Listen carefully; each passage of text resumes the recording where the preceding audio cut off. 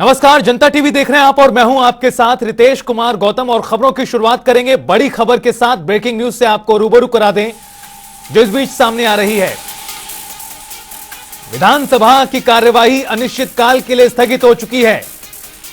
गैरसैंण में उत्तराखंड विधानसभा का बजट संपन्न हो चुका है और 5वीं विधानसभा का बजट आपको बता दें 77,407 करोड़ रुपए का बजट पेश किया गया।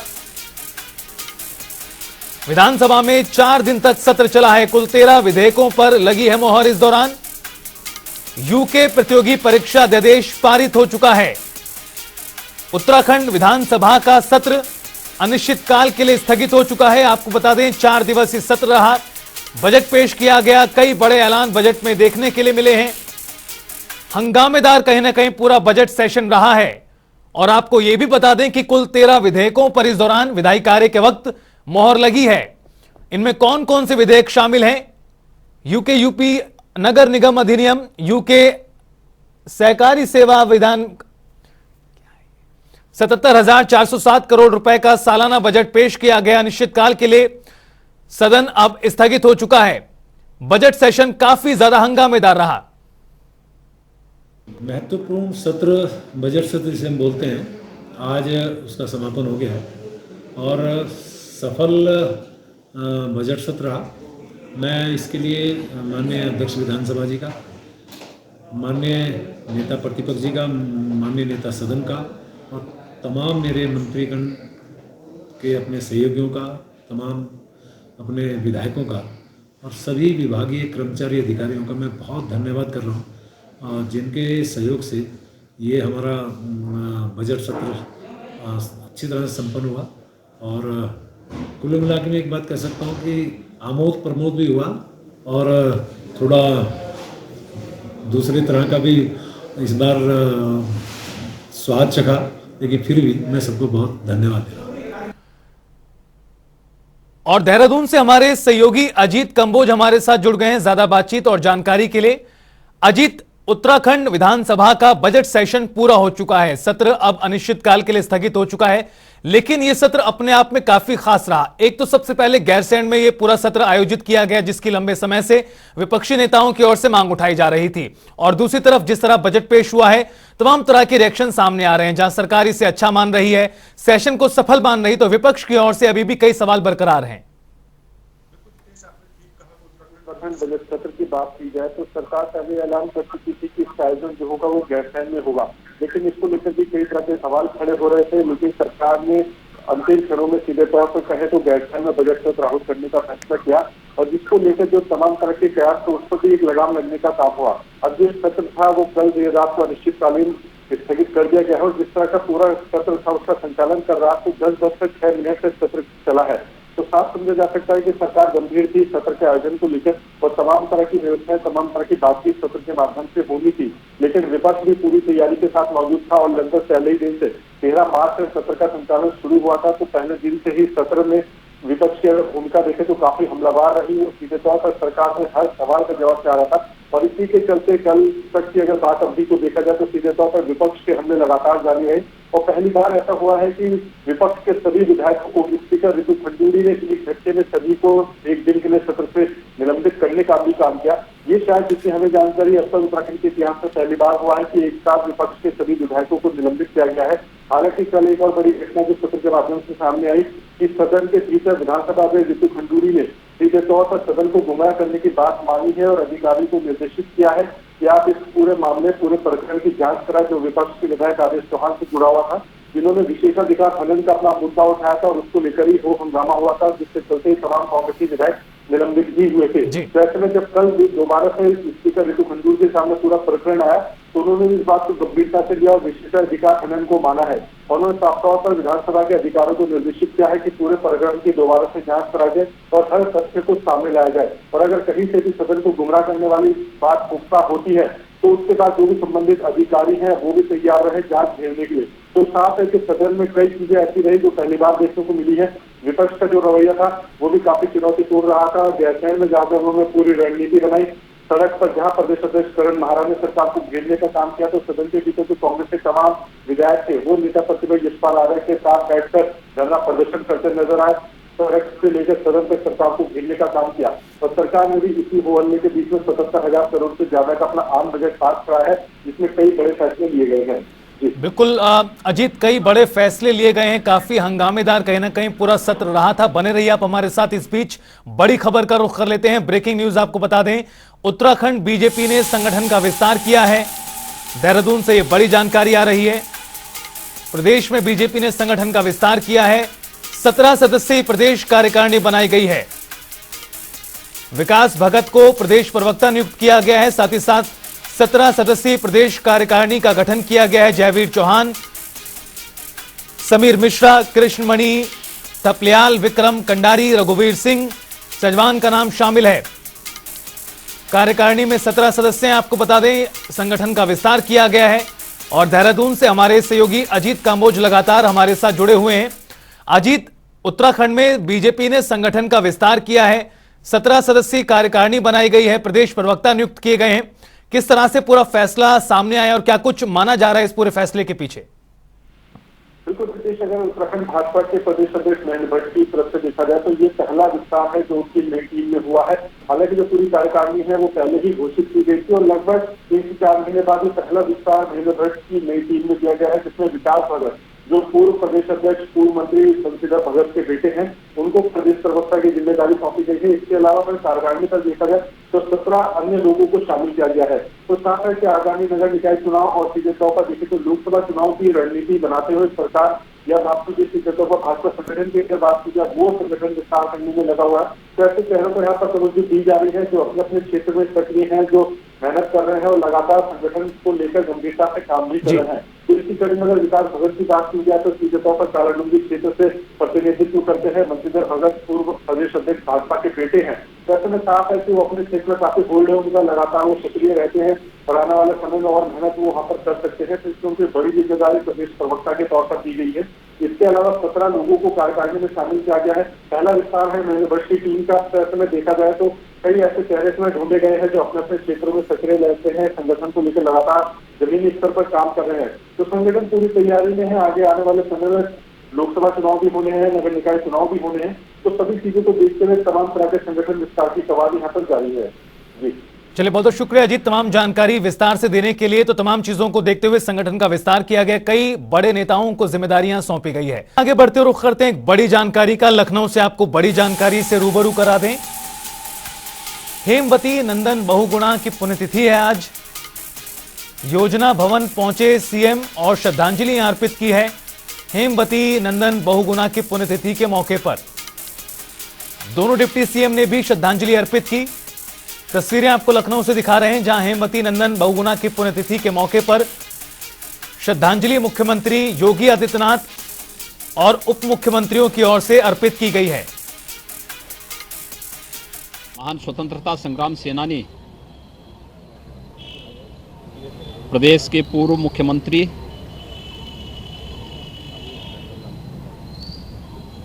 हेमवती नंदन बहुगुणा जी की आज पावन पुण्यतिथि है। इस अवसर पर मैं प्रदेश सरकार और प्रदेशवासियों की ओर से उनकी स्मृतियों को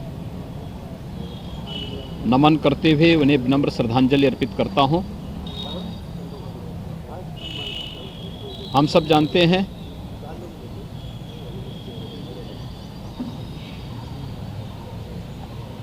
कि स्वर्गीय बहुगुणा जी का जन्म आज के उत्तराखंड के पौड़ी जनपद के गांव में हुआ था। बचपन की शिक्षा गांव में ही प्राप्त करने के उपरांत वे आगे की पढ़ाई के लिए प्रदेश के प्रमुख शिक्षा के केंद्र प्रयागराज में आए। उच्च शिक्षा के दौरान ही देश की आज़ादी के आंदोलन के साथ जुड़ गए थे। भारत छोड़ो आंदोलन हो या उसके उपरांत आज़ादी की लड़ाई के प्रत्येक उस अभियान में श्रद्धेय बहुगुणा जी ने बढ़ चढ़ करके भाग लिया। और चलिए बुलेटिन में आगे बढ़ते और रुख करते हैं अगली जानकारी का। वाराणसी से आपको बड़ी जानकारी बता दें, मुख्यमंत्री योगी का वाराणसी और मुरादाबाद दौरा, दीक्षांत समारोह में शामिल होंगे मुख्यमंत्री। तीर्थंकर महावीर विश्वविद्यालय का दीक्षांत समारोह है जिसमें शिरकत करेंगे। पीएम के कार्यक्रम को लेकर करेंगे बैठक। वाराणसी में पीएम का कार्यक्रम है और तैयारियों को लेकर मुख्यमंत्री योगी आदित्यनाथ की ओर से अधिकारियों के साथ बातचीत और चर्चा यहां पर की जाएगी। पीएम के कार्यक्रम स्थल का भी करेंगे निरीक्षण।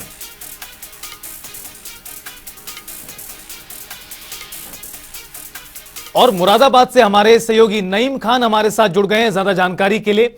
नईम, मुख्यमंत्री योगी आदित्यनाथ का वाराणसी और मुरादाबाद दौरा है, किस तरह से पूरा कार्यक्रम रहने वाला है, क्या कुछ तैयारियां दिखाई दे रही हैं?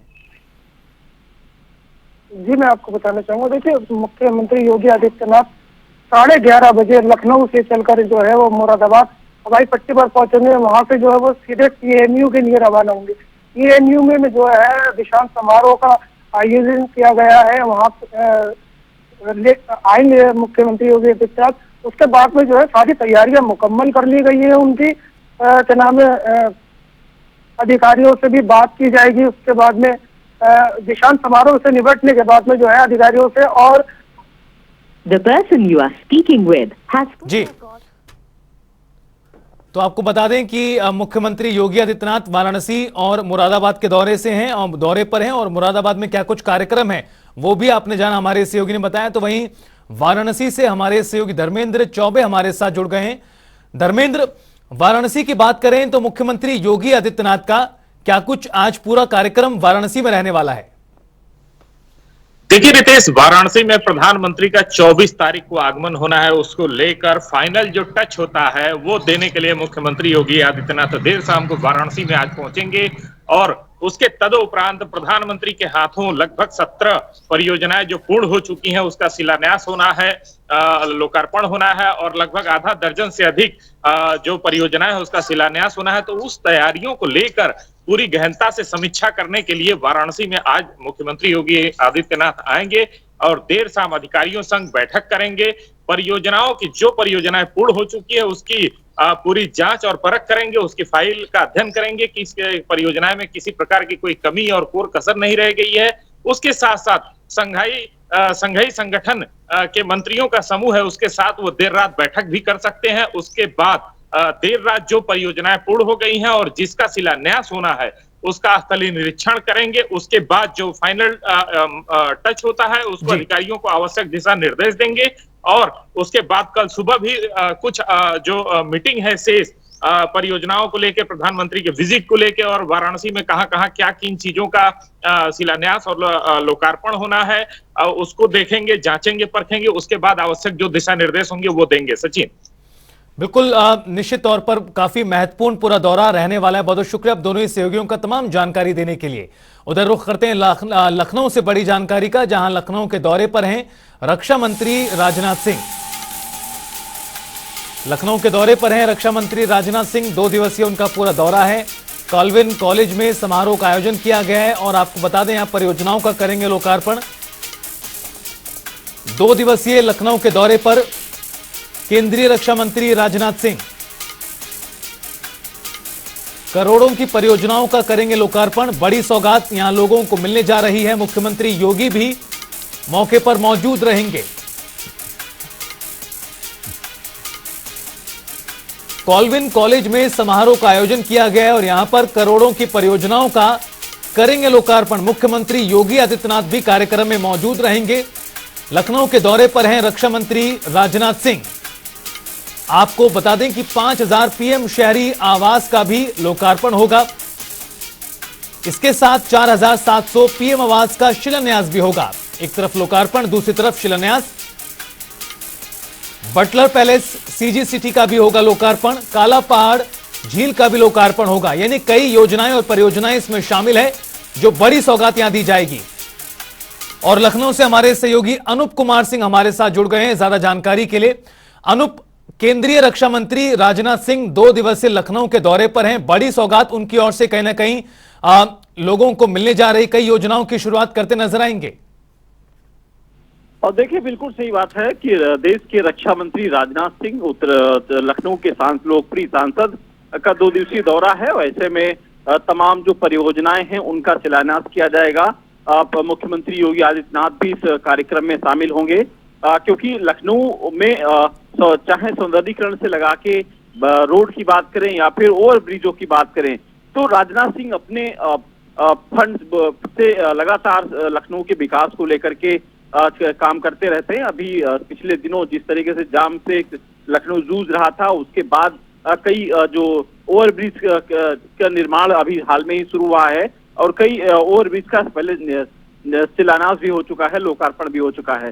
तो लगातार लखनऊ क्षेत्र में लखनऊ के लोकप्रिय सांसद कहे जाते हैं, किसी छोटे मोटे कार्यक्रम होते हैं और कोई उनको याद करता है तो बिल्कुल वो बेझिझक चले आते हैं। तो ये और आने के बाद आप उनकी लोकप्रियता देखो कि उनके चाहने वालों की लगातार भीड़ लगी रहती है और उनसे आसानी से मिला जा सकता है।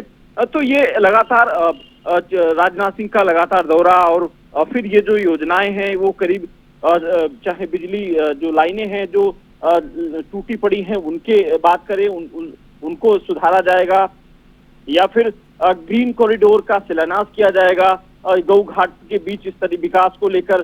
तो ये सब बहुत सारी जो विकास की योजनाएं हैं वो रक्षा मंत्री राजनाथ सिंह लखनऊ वासियों को देने वाले हैं। तो ये कल जब लखनऊ पहुंचेंगे रक्षा मंत्री राजनाथ सिंह, तो तमाम जो उनके चाहने वाले लोग पहले वहां एयरपोर्ट पर उनका स्वागत किया जाएगा। डिप्टी सीएम भी उसमें ब्रजेश पाठक भी मौजूद रहेंगे, उसका तमाम भारतीय जनता पार्टी के कार्यकर्ता वहां पर पहुंचेंगे। तो उसके बाद फिर कार्यक्रम स्थल पर पहुंचेंगे जिसमें मुख्यमंत्री योगी आदित्यनाथ जी कार्यक्रम में शामिल होने वाले हैं। चलिए, बहुत बहुत शुक्रिया अनूप तमाम जानकारी के लिए। फिलहाल में आगे बढ़ते हैं, मुरादाबाद के दौरे पर हैं भूपेंद्र चौधरी, दीक्षांत समारोह में होंगे शामिल। ये बड़ी जानकारी। बीजेपी प्रदेश अध्यक्ष भूपेंद्र चौधरी मुरादाबाद के दौरे पर हैं, दीक्षांत समारोह में शिरकत करेंगे। तीर्थंकर महावीर यूनिवर्सिटी में दीक्षांत समारोह का आयोजन होगा। तो बड़ी खबर, भूपेंद्र चौधरी का मुरादाबाद दौरा, यूनिवर्सिटी के दीक्षांत समारोह में होंगे शामिल।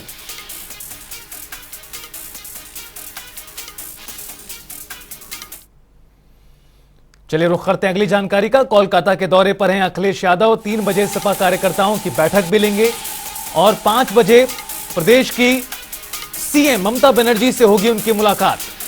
कोलकाता के दौरे पर हैं सपा के राष्ट्रीय अध्यक्ष अखिलेश यादव और करीबन 3 बजे के आसपास कार्यकर्ताओं की बैठक वो लेते नजर आएंगे। 5 बजे ममता बनर्जी संग उनकी मुलाकात होगी। और तौकीर किदवई हमारे सहयोगी ज्यादा बातचीत के लिए हमारे साथ जुड़ गए हैं। तौकीर, सपा के राष्ट्रीय अध्यक्ष अखिलेश यादव कोलकाता के दौरे पर हैं और जानकारी है कि ममता बनर्जी से भी उनकी मुलाकात होगी। आखिरकार इस पूरे दौरे के क्या कुछ मायने निकाले जा रहे हैं, चूंकि आने वाले समय में जिस तरह से एकजुटता का दम कहीं ना कहीं विपक्षी पार्टियां भरती नजर आ रही हैं, उसमें सपा और टीएमसी बेहद महत्वपूर्ण रोल अदा करने जा रही हैं। देखिए, अखिलेश यादव की जो समाजवादी पार्टी है उसका राष्ट्रीय कार्यकारिणी की पहली बैठक होने जा रही है। यानी कि 2022 विधानसभा चुनाव जब हुए उत्तर प्रदेश में, उसके बाद ये पहली बैठक है। और सबसे बड़ी बात यह है कि इस बैठक को दूसरे राज्य में रखा गया है, वहाँ पर इसकी रूपरेखा तैयार की गई है। राष्ट्रीय कार्यकारिणी के सभी जो पदाधिकारी हैं वो वहाँ पहुँचेंगे और इस बैठक का हिस्सा होंगे। सबसे बड़ी बात है कि ये 3 दिन का जो दौरा है इसमें उनके कई ऐसे जो दिग्गज नेता हैं उनसे भी मुलाकात होगी और खासकर ममता बनर्जी से वो मिलने आज पहुंचने वाले हैं पहले दिन। और ममता बनर्जी क्योंकि 2022 के चुनाव में कई बार उत्तर प्रदेश आई थी और उन्होंने अखिलेश यादव की पार्टी का समर्थन किया था। भले ही उनका कोई भी प्रत्याशी यहाँ पर मैदान में नहीं था उत्तर प्रदेश में, लेकिन वो अखिलेश यादव के समर्थन में उत्तर प्रदेश में लोगों से अपील करने आई थी। तो यानी कि ममता बनर्जी और अखिलेश यादव के जो रिश्ते हैं वो जग जाहिर हैं कि हाँ, दोनों एक दूसरे के लिए खड़े रहते हैं। ऐसे में कोलकाता में इस तरह का आयोजन करना, कार्यकारिणी का बैठक होना काफ़ी महत्वपूर्ण हो जाता है। उनकी जो ममता बनर्जी से उनकी मुलाकात भी होगी। और सबसे बड़ी बात यह है कि इस 3 दिवसीय कार्यकारिणी की बैठक में 20 प्रदेशों के प्रदेश अध्यक्ष भी बुलाए गए हैं और इसके अलावा राष्ट्रीय कार्यकारिणी के सभी पदाधिकारी, जितने भी इनके महासचिव हैं, सचिव हैं, सदस्य हैं, वो सभी लोग पहुंचेंगे। शिवपाल सिंह यादव, किरणमय नंदा और इसके अलावा राजपाल कश्यप, ये जितने भी लोग हैं और जितने विधायक हैं और सांसद हैं, सभी को वहाँ पर बुलाया गया है इस कार्यकारिणी की बैठक में। महत्वपूर्ण इसलिए भी हो जाती है क्योंकि 2024 लोकसभा की जो नींव है वो इसी बैठक से रखी जानी है। क्या भूमिका होगी समाजवादी पार्टी की, किसके साथ गठबंधन होगा, क्या रणनीति होगी, क्या कूटनीति होगी, इस बिल्कुल। पूरी तो फिर कुल मिलाकर कहा बैठक जाए में तो काफी महत्वपूर्ण उनका पूरा दौरा कहीं ना कहीं नजर आ रहा है। बहुत बहुत शुक्रिया आपका तमाम जानकारी देने के लिए। तो उधर बिजली कर्मचारियों की हड़ताल पर बड़ा निर्णय सामने आया है। ऊर्जा मंत्री ए.के. शर्मा ने ऐलान किया है बिजली व्यवस्था बाधित करने पर लगेगा एस्मा, और एस्मा के तहत 1 साल की सजा का प्रावधान। जनपदों के डीएम और एसपी को अलर्ट भेजा गया है। बिजली कर्मचारियों की हड़ताल पर यह सख्त फैसला लेने की तैयारी कहीं ना कहीं नजर आ रही है। एस्मा लागू करने की जानकारी मिल रही है। अगर बिजली बाधित हुई उसके बाद यह बड़ा फैसला लिया जा सकता है, कड़ा फैसला कहा जाए। डीएम की कार्रवाई से हड़कंप मच गया है। विद्युत हड़ताल पर डीएम की सख्ती और डीएम की कार्रवाई से मचा है हड़कंप।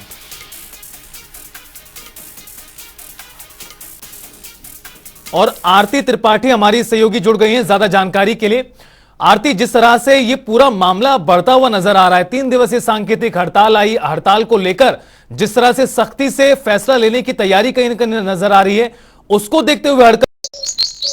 जी, यहाँ पे केस्को एमडी सैमुअल पर्ल जी ने बहुत अच्छी व्यवस्था करने का दावा किया है कि उन्होंने 500 कर्मचारियों का विशेष इंतजाम किया है, जिसमें कि सब स्टेशनों की व्यवस्था को सुधारने का प्रयास किया जाएगा। और उन्होंने ये भी कहा है कि जो तोड़फोड़ करेंगे और जो बवाल करेंगे तो उनकी गिरफ्तारियां भी कराई जाएंगी। इसमें वो लेंगे सहयोग पूर्व सैनिक कल्याण निगम के कर्मचारियों का। 250 लोगों की टीम तैयार की गई है, जिससे कि वो सब स्टेशन का काम संभालेंगे और जो भी अराजकता करेगा उससे वो लोग सख्ती से निपटने का प्रयास करेंगे। लोगों का सहयोग लिया जा रहा है और कई लोगों को, तकनीकी दक्ष लोगों का आईटीआई और पॉलिटेक्निक से लोग लिए गए हैं। 15 लोग लिए गए हैं जो कि सब स्टेशंस में काम करेंगे, और कई जो यहाँ के रिटायर्ड कर्मचारी और अभियंता हैं वो भी कार्य को सुचारू रूप से संभालने के लिए कमर कस चुके हैं। 40 अति इम्पोर्टेंट आपूर्ति वाले सब स्टेशनों पे ध्यान दिया जा रहा है, जिससे कि किसी भी तरीके से उनकी आपूर्ति ना बाधित हो।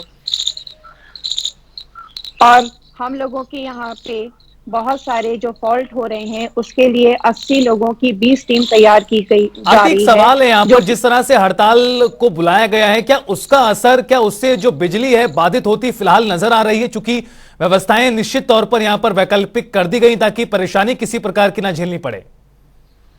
जी, बिजली में थोड़ा सा फॉल्ट तो आ ही रहा है। यहाँ पे आजाद नगर सब स्टेशन का 132 केवी ग्रिड सब स्टेशन, कल शाम उससे निकलने वाले 33 केवी फीडर का वहां पे फॉल्ट हुआ 7 बजे, जिससे कि जरीब चौकी का पूरा सब स्टेशन फॉल्ट पे चला गया। 2 लाख लोगों की आबादी इससे बहुत परेशान हुई। और तिलक नगर में आंधी पानी की वजह से बहुत सारे पेड़ गिरे और वहां पे भी प्राइवेट गैंग व्यवस्था ठीक करने बिल्कुल आरती, निश्चित तौर पर परेशानियां बढ़ गई हैं। हालांकि इस बीच बड़ा फैसला भी लिया गया है और लखनऊ से अनूप कुमार सिंह भी हमारे सहयोगी हमारे साथ जुड़ गए हैं। अनूप, बिजली कर्मचारियों की हड़ताल को लेकर लगातार मामला तूल पकड़ता नजर आ रहा है। इस बीच ऊर्जा मंत्री की ओर से सख्त चेतावनी दे दी गई है, अगर बिजली व्यवस्था बाधित हुई तो सख्त एक्शन लिया जाएगा। और देखिए, ऊर्जा विभाग और कहीं न कहीं सरकार अब आमने सामने हो चुका है। बिजली का प्रदर्शन जो कर्मचारी हैं वो अपनी मांगों पर अड़े हुए हैं, वहीं सरकार लगातार उन पे कार्रवाई का जो आदेश दिया है। ठीक सामने को दिखाने की कोशिश करूंगा कि सभी, चाहे पुलिस जो पावर हाउस है वहां पर पुलिस लगा दी गई है, शक्ति भवन पर तमाम जो पुलिस लगा दी गई है, लगातार मॉनिटरिंग की जा रही है। कि अगर सरकार ने यह भी कहा है कि अगर बिजली कर्मी हड़ताल अगर वापस नहीं लेंगे तो उन पर एस्मा की कार्रवाई की जाएगी। जो संविदा कर्मी है उनकी नौकरी भी जा सकती है अगर हड़ताल में शामिल होंगे। खासकर सरकार के पक्ष में 6 बिजली के संगठन ऐसे हैं जो सरकार के पक्ष में काम कर रहे हैं। उनका कहना है कि सरकार से 6 बिजली कर्मचारियों का संगठन है वो लगातार काम करते रहेंगे। और आपको रोकना चाहूंगा, समय की कमी है। बहुत बहुत शुक्रिया आपका तमाम जानकारी फिलहाल देने के लिए। इस बुलेटिन में फिलहाल इतना ही। आप देखते रहिए जनता टीवी।